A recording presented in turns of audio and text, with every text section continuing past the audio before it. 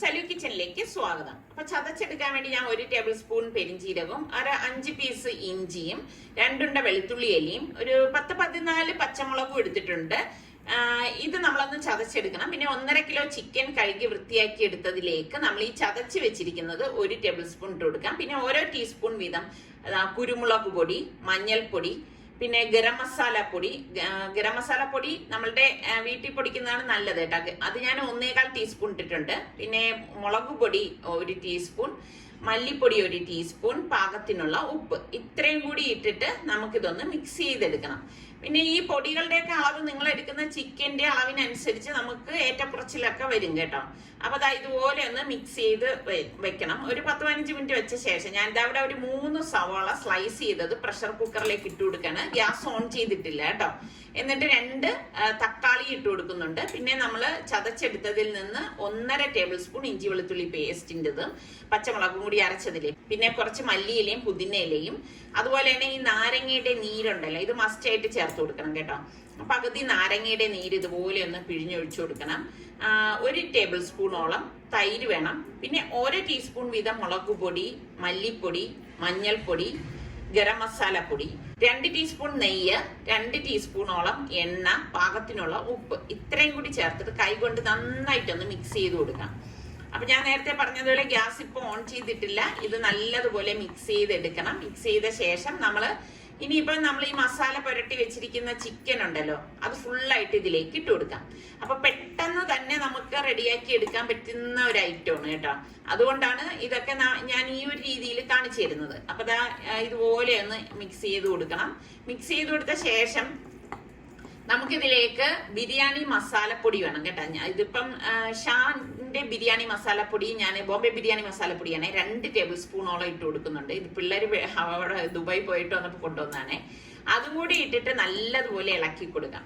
അപ്പൊ ഇത് നല്ല ബോംബെ ബിരിയാണി മസാലപ്പൊടി നമ്മൾ ഇതിലേക്ക് ചേർക്കുമ്പോൾ തന്നെ നല്ല ടേസ്റ്റ് ആണ് കേട്ടോ. അപ്പൊ നിങ്ങളുടെ കയ്യിൽ ഏതാണോ ഉള്ളത് അത് ചേർത്ത് കൊടുത്താൽ മതി. ചേർത്തില്ലെങ്കിലും പ്രശ്നമൊന്നുമില്ല. എന്നിട്ട് പ്രഷർ കുക്കർ മൂടിയിട്ട് നമുക്ക് വെയിറ്റ് ഇട്ടിട്ട് ലോ ഫ്ലെയിമിലും ലോയ്ക്കും മീഡിയത്തിന് ഇടയിൽ ഫ്ലെയിം വെച്ചിട്ട് 2 വിസിൽ വരെ വേവിച്ചെടുക്കണം. പിന്നെ ഞാൻ റൈസ് ഇവിടെ ജീരകശാല റൈസ് 3 കപ്പ് അഷ്റഫ് റൈസ് ആണ് ഞാൻ എടുത്തിരിക്കുന്നത്. ഞാൻ കണ്ണൂരിൽ നിന്ന് കൊണ്ടുവന്നാണേ. അത് കഴുകി കുറച്ച് വെള്ളം ഒഴിച്ചൊന്ന് ഞാൻ മാറ്റി വെച്ചിട്ടുണ്ട്. ഒരു പാനിലേക്ക് ഞാൻ 2 ടേബിൾ സ്പൂണോളം ഓയിൽ ഒഴിച്ചു കൊടുക്കാണ്. അതുപോലെ തന്നെ നമുക്ക് ഇതിലേക്ക് നെയ്യും 2 ടേബിൾ സ്പൂണോളം ഇട്ട് കൊടുക്കണം. ഇതൊക്കെ രണ്ടും കൂടി ചേർക്കുമ്പോഴാണ് അതിന്റെ ഒരു ടേസ്റ്റ് വരുന്നത്. പിന്നെ 2-3 പീസ് പട്ട, 3-4 ഗ്രാമ്പു, ഒരു 4-5 ഏലക്കായും കൂടി ഇതുപോലെ ഇട്ട് കൊടുക്കാം. ഇട്ട് കൊടുത്ത ശേഷം നമുക്ക് ഇതിലേക്ക് പകുതി സവാള അരിഞ്ഞതും കുറച്ച് പുതിനയിലയും കുറച്ച് കറിവേപ്പിലയും കൂടി ചേർത്ത് കൊടുക്കാം കേട്ടോ. എന്നിട്ട് ഇത് നന്നായിട്ടൊന്ന് ഇളക്കി കൊടുക്കാം. അപ്പം ഇതുപോലെ ഒന്ന് ഇളക്കി ഒന്ന് മൂത്ത് വരണം. അപ്പൊ നല്ല മണം വരുന്നുണ്ട് കേട്ടോ. അപ്പൊ ഈ സമയത്ത് നമ്മൾ ഈ ഇഞ്ചി, പച്ചമുളക്, വെളുത്തുള്ളി ചതച്ചതില്ലേ, അത് 1.5 ടേബിൾ സ്പൂൺ ചേർത്ത് കൊടുക്കാണ്. ചേർത്ത് കൊടുത്തിട്ട് ഇതുപോലെ ഒന്ന് ഇളക്കിയെടുക്കാം. അപ്പൊ ഇതുപോലെ ഒന്ന് ഇളക്കി അതിന്റെ ഒരു പച്ച മണമൊക്കെ മാറിയ ശേഷം ഞാൻ 1 ഗ്ലാസ് അരിക്ക് 2 ഗ്ലാസ് വെള്ളം എന്നുള്ള കണക്കിലാണ് ഇപ്പൊ വെള്ളം എടുത്തിരിക്കുന്നത്. അപ്പൊ 6 ഗ്ലാസ് വെള്ളവും പാകത്തിനുള്ള ഉപ്പും കൂടി ഇതുപോലെ ഇട്ട് കൊടുക്കണം. ഇട്ട് കൊടുത്തിട്ട് നല്ലതുപോലെ ഒന്ന് ഇളക്കിയെടുക്കണം. അപ്പൊ ഇനിയിപ്പോ ഇത് നമുക്ക് അടച്ചു വെച്ചിട്ട് ഒന്ന് ബോയിൽ ചെയ്യണം. ബോയിൽ ചെയ്ത ശേഷമാണ് നമ്മൾ റൈസ് ഇടുന്നത്. അപ്പൊ ഈ സമയം കുക്കറിന്റെ വിസിലൊക്കെ കേട്ട് കഴിഞ്ഞ് സ്റ്റീം പോയ ശേഷം ഞാൻ കുക്കർ ഓപ്പൺ ചെയ്യാണ്. അപ്പൊ കണ്ട നമ്മളുടെ ചിക്കനൊക്കെ പാകത്തിന് വെന്ത് വന്നിട്ടുണ്ട്. അപ്പൊ പെട്ടെന്ന് നമുക്ക് തയ്യാറാക്കി എടുക്കാൻ പറ്റുന്ന ഒരു ബിരിയാണിയാണ് കേട്ടോ. അപ്പൊ ഞാൻ ഇനിയിപ്പം ഇതിൽ നിന്ന് നമ്മൾ ഒട്ടും വെള്ളം ചേർത്തിട്ടില്ല, പക്ഷെ അതിൽ ചാറ് കൂടുതലാണ്. അപ്പൊ ചിക്കൻ പീസസ് ഞാൻ ഒരു ബൗളിലേക്ക് മാറ്റിയിട്ട് ആ ചാറ് ചെറുതായിട്ടൊന്ന് വറ്റിച്ചെടുക്കുമ്പോഴാണ് ടേസ്റ്റ് വരുന്നത്. അപ്പം വെള്ളം വെട്ടി തിളയ്ക്കുന്ന സമയത്ത് നമുക്ക് പകുതി നാരങ്ങ നീര് ഇതിലേക്ക് ഒഴിച്ചു കൊടുക്കാം. ഇതുപോലെ ഒഴിച്ചു കൊടുത്ത ശേഷം ഞാനിവിടെ 1/4 കപ്പ് പൈനാപ്പിളും ക്യാരറ്റും കൂടെ അരിഞ്ഞെടുത്തിട്ടുണ്ട്. അതും കൂടി ഇട്ട് കൊടുത്ത ശേഷം കഴുകി ഡ്രെയിൻ ചെയ്ത് വെച്ചിരിക്കുന്ന അരി ഇതിലേക്ക് ഇട്ട് കൊടുക്കണം. അരി ഇട്ട് കൊടുത്ത ശേഷം നമുക്കിതൊന്ന് ഇളക്കി കൊടുക്കാം. ഇത് ഞാൻ പറഞ്ഞ പോലെ കണ്ണൂര് പോയിട്ട് വന്നപ്പം കൊണ്ടുവന്ന അരിയാണ് കേട്ടോ. അപ്പൊ അതാ ഇതുപോലെ ഒന്ന് ഇളക്കി കൊടുത്ത ശേഷം നമുക്കിനി ഇത് അടച്ചു വെച്ച് റെഡിയാക്കി എടുക്കണം. അപ്പൊ ഇതിന് വലിയ പണിയൊന്നുമില്ല. അപ്പൊ ഞാൻ ഇടയ്ക്ക് ഇതൊന്ന് ഇളക്കി കൊടുത്തിട്ടുണ്ടായിരുന്നു. അപ്പൊ ഇതാ ഇപ്പൊ അടപ്പ് മാറ്റിയപ്പോഴേക്ക് ഇതാ റൈസ് ഇവിടെ റെഡിയായി വന്നിട്ടുണ്ട്. കറക്റ്റ് പരുവായിരുന്നു കേട്ടോ. അപ്പൊ ചോറൊക്കെ കറക്റ്റിന് വെന്ത് വന്നിട്ടുണ്ട്. അപ്പൊ ഞാൻ ആ പാനിൽ നിന്ന് ചോറ് മറ്റൊരു പാത്രത്തിലേക്ക് മാറ്റുകയാണ്. കാരണം ഈ പാനിലാണ് ഞാൻ ബിരിയാണി ഡം ചെയ്യാനായിട്ട് പോകുന്നത്. അപ്പോൾ ഫുള്ളായിട്ട് ഞാൻ മാറ്റിയിട്ട് ഈ സെയിം പാനിൽ തന്നെ ഞാൻ വറ്റിച്ചെടുത്ത ചാറ് ഇതുപോലെ ഒന്ന് ഒഴിച്ചു കൊടുക്കും. ഒഴിച്ചു കൊടുത്ത ശേഷം നമ്മൾ ഇതിന് മീതെ റൈസ് ഞാൻ ഇട്ട് കൊടുക്കാൻ കേട്ടോ. അപ്പം ഇത് നമുക്ക് ഇഷ്ടമുള്ള രീതിക്ക് അനുസരിച്ച് നമുക്ക് ലെയർ ചെയ്യാം. പിന്നെ നിങ്ങൾക്ക് അണ്ടിപ്പരിപ്പ് കിസ്മിസ് ഒക്കെ ഇഷ്ടമാണെങ്കിൽ ഈ സമയത്ത് ചേർത്ത് കൊടുക്കാം. ഞാൻ ഈ സമയത്ത് അങ്ങനെ ചേർക്കുന്നില്ല കേട്ടോ. അപ്പൊ ദാ ഇതുപോലെ ഒന്ന് ഇട്ട് കൊടുക്കണം. ഇട്ട് കൊടുത്ത് ഒന്ന് ലെവൽ ചെയ്ത് കൊടുത്ത ശേഷം നമ്മൾ ചിക്കൻ പീസസ് ഉണ്ടല്ലോ, അത് ഇതിനുള്ളിലേക്ക് ഫുള്ളായിട്ട് അങ്ങ് വെച്ചു കൊടുക്കാം. ഇതുപോലെ വെച്ചു കൊടുത്ത ശേഷം വീണ്ടും നമുക്ക് കുറച്ച് ചാറും കൂടി ഒഴിച്ചിട്ട് ഈ ഇരിക്കുന്ന റൈസ് ഇതുപോലെ ഇട്ട് കൊടുക്കണം. ഇങ്ങനെ വേണം നമ്മൾ ഇത് ലെയർ ചെയ്ത് എടുക്കാനുള്ളത് കേട്ടോ. അതായത് കുറച്ച് ചിക്കൻ പീസസ്, ചാറ്, പിന്നെ റൈസ്, അങ്ങനെ വരുമ്പോഴേ ലാസ്റ്റ് നമ്മൾ ഈ ബിരിയാണി ഇളക്കി എടുക്കുമ്പോഴേക്കും മസാല എല്ലായിടത്തും ഒരുപോലെ കിട്ടത്തുള്ളൂ. അപ്പൊ ഞാനിങ്ങനെ ഇപ്പം എല്ലാം ഒന്ന് ലെവൽ ചെയ്തെടുക്കുകയാണ്. അപ്പൊ ശരിക്കും പറഞ്ഞാൽ കറക്റ്റ് പരുവായിരുന്നു കേട്ടോ അരി. ഇപ്പൊ ലാസ്റ്റ് ലെയറാണ് ഞാനിപ്പോ ചെയ്യുന്നത്. അപ്പൊ ചിക്കൻ ഫുള്ളായിട്ട് ഇട്ട് കൊടുത്തിട്ടുണ്ട്. ഇട്ട് കൊടുത്ത ശേഷം നമുക്ക് ബാക്കി ചാറും കൂടി ഇതുപോലെ ഒഴിച്ചിട്ട് ബാക്കി ഇരിക്കുന്ന റൈസും കൂടി നമുക്ക് ഇതിന് മീതെ ഇട്ട് കൊടുക്കണം. അപ്പൊ ഇത് നമ്മൾ നേരത്തെ ഉണ്ടാക്കി വെച്ചിട്ട് നോമ്പ് തുറന്നൊക്കെ കഴിഞ്ഞിട്ടല്ലേ നമ്മൾ ഇത് കഴിക്കത്തുള്ളൂ. ആ സമയത്ത് നല്ല ടേസ്റ്റ് ആയിരിക്കും കേട്ടോ. നേരത്തെ നമ്മൾ ഇത് ഉണ്ടാക്കി തയ്യാറാക്കി വെച്ചിട്ട് എടുക്കുമ്പോഴേക്കും അതിലെ മസാലയൊക്കെ കറക്റ്റ് എല്ലാത്തിലും പിടിച്ചിരിക്കും. അന്ന് ചൂടാക്കി എടുത്തു കഴിഞ്ഞാൽ അടിപൊളി ടേസ്റ്റ് തന്നെ ആയിരിക്കും കേട്ടോ. അപ്പൊ ഇതുപോലെ ഒന്ന് ലെവൽ ചെയ്ത് കൊടുത്ത ശേഷം ഞാൻ ഇവിടെ കുറച്ച് സവാളയും അണ്ടിപ്പരിപ്പും കിസ്മിസും ഒക്കെ ഒന്ന് വറുത്തെടുത്തിട്ടുണ്ട്. അപ്പൊ അത് വറക്കുന്നതൊന്നും ഞാൻ കാണിച്ചില്ല, നിങ്ങൾക്കൊക്കെ അറിയാലോ. അത് കുറച്ച് മീതെ ഇതുപോലെ ഒന്ന് ഇട്ട് കൊടുക്കാണ്. ഇട്ട് കൊടുത്ത ശേഷം കുറച്ച് മല്ലിയിലൂടെ അരിഞ്ഞതും കൂടി ഇട്ടെടുക്കുമ്പോൾ നമ്മളുടെ അടിപൊളി കുക്കർ ഡം ബിരിയാണി റെഡി ആയിട്ടുണ്ട്. കുക്കറിലല്ലേ നമ്മൾ ചിക്കനൊക്കെ വേവിച്ചെടുത്തത്, അതുകൊണ്ടാണ് ഞാൻ അങ്ങനെ പറഞ്ഞത്. എന്നിട്ട് അടച്ചു വെച്ച് നമുക്ക് വൈകുന്നേരം കഴിക്കാം.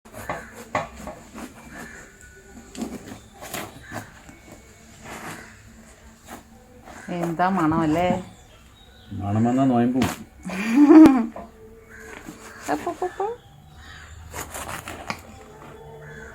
ചക്ക അല്ലേ, അടിപൊളി. ഈ ഇപ്പം നമ്മുടെ നാട്ടിലൊക്കെ ആണെങ്കിൽ ഈച്ച പറക്കുന്നു. ഈച്ചയുടെയൊക്കെ രംഗപ്രവേശമാണ്. കാര്യം എന്താണെന്നറിയോ? ഈ ചക്ക മാങ്ങയൊക്കെ പഴുക്കണ സമയമായിട്ടാണ് അല്ലേ? നല്ല ചക്ക കേട്ടാ. നമ്മളിതിങ്ങനെ മുറിക്കുമ്പം ചോള മുറിയാതിരിക്കുന്നു.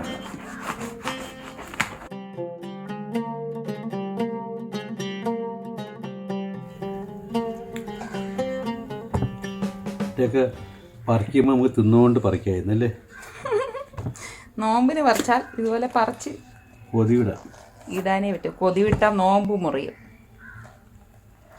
ഇതുപോലെ ഒരു ചക്ക കൊതിനെ ഞാൻ എൻ്റെ ജീവിതത്തിൽ കണ്ടിട്ടില്ല. അതിപ്പോ ചക്ക സീസൺ അല്ലേ? ഇവിടെ കാണുന്ന ചക്ക വളരെ കുറച്ചേ കിട്ടുന്നുള്ളൂ. ചക്ക ഉള്ളവരൊക്കെ ഒന്ന് പറയട്ടെ. പക്ഷേ നിങ്ങൾക്ക് ഏത് നാട്ടിൽ നിന്നായാലും ചക്ക പാഴ്സൽ കൊടുത്തുവിട്ടാൽ ഞാൻ കൈ നീട്ടി വാങ്ങിച്ചോളാം. ഒന്ന് ചുമ്മാ ഇനി ഇവിടെ ചക്കപ്പൂരം ഇരിക്കും. എന്താ തമ്മി, എത്രയും കിട്ടി. ഞാൻ എൻ്റെ ഇതൊന്നും കളഞ്ഞില്ല. ചുളയുള്ളൂ അല്ലേ? ഓ, ഇത്രേ ചുളയേ ഉള്ളൂ. ഒരു 30-35 ചുള കാണും കൂടിപ്പോയ.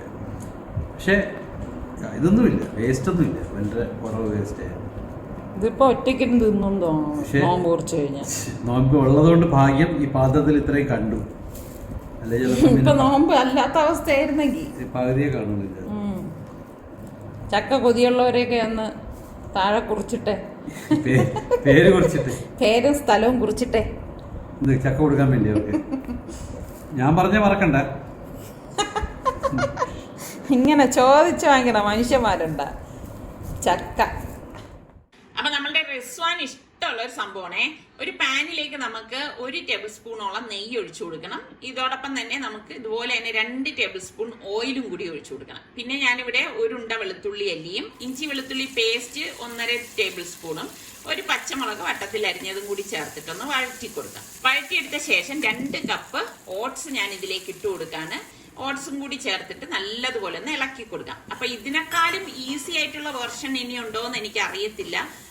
ഇത് വളരെ സിമ്പിളായിട്ട് ഈസി ആയിട്ട് ഉണ്ടാക്കുന്ന കാര്യമാണ് ഞാനിപ്പോൾ കാണിച്ചു തരുന്നത് കേട്ടോ. അപ്പോൾ ദാ ഇതുപോലെ ഒന്ന് ഇളക്കിയെടുക്കണം. ഇളക്കിയെടുത്ത ശേഷം ഓരോ ടീസ്പൂൺ വീതം മഞ്ഞൾപ്പൊടിയും ഗരം മസാല പൊടിയും കുരുമുളക് പൊടിയും, കുരുമുളക് പൊടി 2 ടീസ്പൂൺ ഇട്ടിട്ടുണ്ട്, പാകത്തിനുള്ള ഉപ്പും കൂടി ചേർത്തിട്ട് ഇതെല്ലാം ചേർത്തിട്ടൊന്ന് ഇളക്കിയെടുക്കണം. അപ്പൊ ഇതിലേക്ക് നമ്മൾ മല്ലിപ്പൊടിയോ മുളക് പൊടിയോ ഒന്നും ചേർക്കത്തില്ല കേട്ടോ. എന്നിട്ട് ഇതുപോലെ ഇളക്കിയെടുത്ത ശേഷം ഞാൻ ചിക്കൻ വേവിച്ച വെള്ളമാണേ, അപ്പൊ അത് ഞാൻ ഏകദേശം 2 കപ്പ് വരും, അത് ഒഴിച്ചു കൊടുക്കാണ്. ഒഴിച്ചു കൊടുത്ത ശേഷം ആവശ്യത്തിനുള്ള തിളച്ച വെള്ളം കൂടി ഇതിലേക്ക് ചേർത്ത് കൊടുക്കും. അപ്പൊ ഞാൻ ചിക്കൻ വേവിച്ചതെന്ന് പറയുമ്പോൾ ചിക്കന്റെ ബ്രസ്റ്റ്, ഉപ്പ്, കുരുമുളക്, മഞ്ഞപ്പൊടി, ഇഞ്ചി, വെളുത്തുള്ളി, പച്ചമുളക് ചതച്ച പേസ്റ്റും ചേർത്തിട്ടാണ് വേവിച്ചെടുത്തത് കേട്ടോ. ആ വെള്ളമാണ് നമ്മളിപ്പോ ഇതിലേക്ക് ഒഴിച്ചു കൊടുത്തിരിക്കുന്നത്. അപ്പൊ അത് നല്ലതുപോലെ ഒന്ന് ഇളക്കി കൊടുക്കും. അപ്പൊ ആ ചിക്കന്റെ സ്റ്റോക്ക് ഒക്കെ ചേർന്നത് കൊണ്ട് തന്നെ നല്ല ടേസ്റ്റ് ആയിരിക്കും. എന്നിട്ട് അടച്ചു വെച്ച് കൊടുക്കാം. അടച്ചു വെച്ച് അത് ഇതുപോലെ തിളയ്ക്കുന്ന സമയത്ത് അടപ്പ് മാറ്റിയിട്ട് ഞാൻ എന്താ ഇതുപോലെ ഒന്ന് ഇളക്കി കൊടുക്കുകയാണ്. നല്ല മണം വരുന്നുണ്ട് കേട്ടോ. എന്നിട്ട് ഈ വേവിച്ച ചിക്കൻ ഞാനൊന്ന് പിച്ചി എടുത്തിട്ടുണ്ട്, ഷ്രെഡ് ചെയ്തെടുത്തിരിക്കുകയാണ്. അതും കൂടി ഇതാ ഇതിലേക്ക് ഇട്ട് കൊടുക്കാം. അപ്പൊ ഇതിനൊന്നും പ്രത്യേകിച്ചൊരു അളവും കണക്കൊന്നുമില്ല. എന്നിട്ട് നമുക്ക് കുറച്ച് പുതിനയില ഇട്ട് കൊടുക്കണം. പുതിനയില മസ്റ്റാണ് കേട്ടോ. പുതിനയില ഇതിനുണ്ടെങ്കിലേ ടേസ്റ്റ് ഉള്ളൂ. കാരണം ഇത് ഓട്സ് ഹലീമാണ് ഞാൻ ഉണ്ടാക്കണത് കേട്ടോ. അപ്പൊ ദാ നല്ലവണ്ണം ഇളക്കിയിട്ട് നമുക്ക് അടച്ചു വെച്ച് റെഡിയാക്കി എടുക്കാം. അപ്പൊ ഇത് ഓട്സ് ആയതുകൊണ്ട് തന്നെ ഇത് കുറുകും. 1 ടീസ്പൂൺ നെയ്യും കൂടി ഞാൻ അടപ്പ് തുറന്നിട്ട് കൊടുക്കുകയാണ്. ഇതൊക്കെ ചേർക്കുമ്പോഴാണ് ഇതിന്റെ ടേസ്റ്റ് വരുന്നത്. വീണ്ടും ഇതൊന്ന് അടച്ചു വെക്കണം കേട്ടോ. അപ്പോൾ അത് കഴിഞ്ഞൊരു 5 മിനിറ്റ് കഴിഞ്ഞ ശേഷം അടപ്പ് മാറ്റിയിട്ട് ഞാൻ ഒരു നാരങ്ങയുടെ നീര് ഫുള്ളായിട്ട് ഇതിലേക്ക് ഒഴിച്ചു കൊടുക്കും. ശരിക്കും പറഞ്ഞാൽ ചെറിയൊരു പുളിപ്പ്, കുരുമുളകിന്റെ ടേസ്റ്റ്, പുതിനയുടെ ടേസ്റ്റ്, പിന്നെ ആ ചിക്കന്റെ ടേസ്റ്റ് എല്ലാം കൂടി ചേർന്നിട്ട് ഒരു അടിപൊളി ടേസ്റ്റി ആയിട്ടുള്ള ഒരു ഓട്സ് ഹലീമാണ്. ഞാൻ പറഞ്ഞില്ലേ, ഈസി വെർഷനാണ് ഞാനിവിടെ കാണിച്ചിരിക്കുന്നത്. അപ്പൊ ട്രൈ ചെയ്യാത്തവര് ട്രൈ ചെയ്ത് നോക്കണം. ഉണ്ടാക്കിയെടുക്കാൻ ഒരു പാടുമില്ല, എളുപ്പം തയ്യാറാക്കിയെടുക്കാൻ പറ്റുന്ന ഐറ്റമാണ് കേട്ടോ. അപ്പൊ ഇതിനിടയ്ക്ക് ഞാൻ അടച്ചു വെച്ചിട്ടുണ്ടായിരുന്നു. അപ്പൊ അതിന്റെ ആ ഒരു നെയ്യൊക്കെ ഒന്ന് തെളിഞ്ഞു വരുന്ന ഒരു സമയത്ത് നമുക്ക് ഇതുപോലെ അടപ്പ് തുറന്ന് ഒന്ന് ഇളക്കി കൊടുത്തിട്ട് പിന്നെ ഇനി അടച്ചൊന്നും വെക്കേണ്ട. നമുക്ക് സവാളയും അണ്ടിപ്പരിപ്പും കൂടി നെയ്യിൽ വറുത്തെടുത്തതാണ്, അതും കൂടി ഇതിലേക്ക് ഇട്ട് കൊടുക്കാം. ഇതൊക്കെ ഇട്ടിട്ട് നമ്മളിത് ചൂടോടെ കഴിക്കണം കേട്ടോ. അപ്പോഴാണ് അതിന്റെ ആ ഒരു ടേസ്റ്റ് ഇരിക്കുന്നത്. ഇത് ചൂടോടെ തന്നെ നിങ്ങൾ ഉണ്ടാക്കി കഴിക്കാൻ നോക്കണേ. അപ്പൊ ഇഷ്ടപ്പെട്ടിട്ടുണ്ടെങ്കിൽ കമന്റ് ചെയ്യാനും മറന്നു പോരുത് കേട്ടോ. അപ്പൊ ഞാൻ ഇനിയിപ്പം ഇത് ചൂടോടുകൂടി തന്നെ ഒരു പ്ലേറ്റിലേക്ക് മാറ്റുവാണ്. ശരിക്കും ഇപ്പൊ മാറ്റുന്നത് ഒരു ഫോട്ടോയ്ക്ക് വേണ്ടിയിട്ടാണ് കേട്ടോ. തംബ്നെയിലിൽ ഇടാൻ വേണ്ടിയിട്ടുള്ള ഫോട്ടോയ്ക്ക് വേണ്ടിയിട്ടാണ് ഞാനിപ്പോ ഇത് മാറ്റുന്നത്. അപ്പൊ ഇന്നിപ്പോ റിസ്വാനും സുൽത്താനും ആവശ്യപ്പെട്ട റെസിപ്പിയാണ് ഞാൻ ഉണ്ടാക്കിയത്. അപ്പൊ സുൽത്താൻ ബിരിയാണിക്ക് പറഞ്ഞപ്പോഴേക്കും ഞാൻ പറഞ്ഞു ഇനിയിപ്പം ഈ ആഴ്ച ഇൻഷാല്ലാ സൽമാൻ വരും കേട്ടോ. സൽമാനിക്ക വരുമ്പം ഞാൻ ഉണ്ടാക്കി തരാന്ന് പറഞ്ഞപ്പോ അവന് ഒട്ടും ക്ഷമയില്ല. ഇല്ല അമ്മ എനിക്ക് അത് ഉണ്ടാക്കി താന്ന് പറഞ്ഞത്. പിന്നെ പിള്ളേര് അവര് പറയുമ്പം നമ്മൾ ഉണ്ടാക്കി കൊടുക്കാതിരുന്നാലും ഒരു വിഷമം. സൽമാനിക്ക വരുമ്പോ ഉമ്മ വേറെ ഉണ്ടാക്കി കൊടുത്തു എന്നാണ് പറയുന്നത്. അപ്പൊ ദാ നമ്മള് നോമ്പ് തുറക്കാനുള്ള നേരമായി. അപ്പൊ എല്ലാം മേശപ്പുറത്തേക്കൊക്കെ എടുത്തു വെച്ചു. അപ്പോഴേക്കൊണ്ട് ഞാൻ വെളിയിലേക്ക് നോക്കുമ്പോൾ നല്ല ഭംഗിയുണ്ട് കേട്ടോ. ഇന്ന് ആകാശം കാണാനായിട്ട് ബാങ്ക് കൊടുക്കുന്ന സമയമായി.